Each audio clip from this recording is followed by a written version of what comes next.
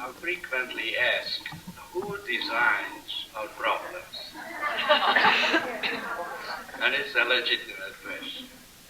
Now, if we accept the biblical implications that God is the designer of our afflictions, then we are really in trouble. And we know that there are certain religions which believe that God actually take the trouble to do this. We know that God is infinite mind, but certainly God is not infinite evil.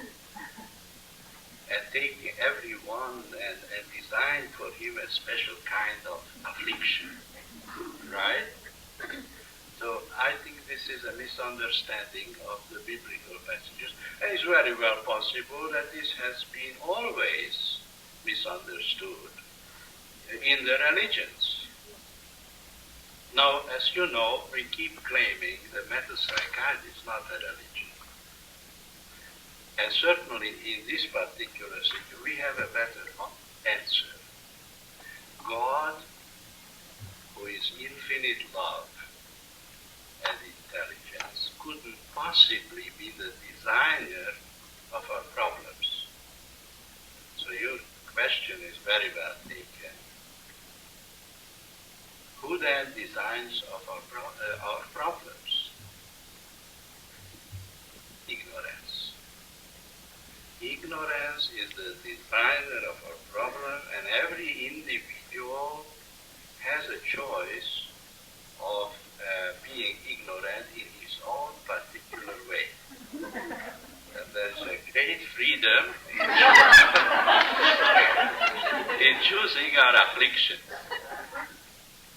And once we understand this, there isn't a hopelessness of the theology of suffering. Metapsychiatry doesn't subscribe to the theology of suffering. We maintain a theology of joy and of liberation, redemption from the infinite sea of mental garbage, which is ignorance, which is constantly throwing forth various forms of ignorance, and we suffer from them. But God knows nothing about it. We have lately found a koan which is applicable to this, a metapsychiatric koan, which says the ocean is not in the pollution, and the pollution is not in the ocean. If God would design our afflictions, there would be no hope. Who can overcome what God wants? Right?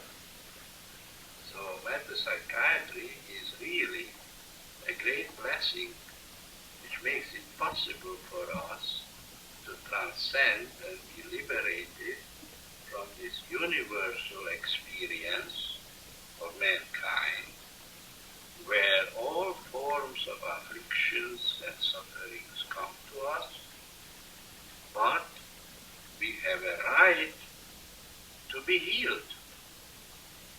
If God had been the source of all the leprosy and the paralysis and the blindness and the various sufferings which Jesus was healing, then Jesus would have been in competition with God. God would say that this man should drop that, this man. And Jesus came and healed them in the name of God. So metapsychiatry comes and says, you can develop sufficient understanding of reality and of your self-identity so that you can become immune to these universal tendencies to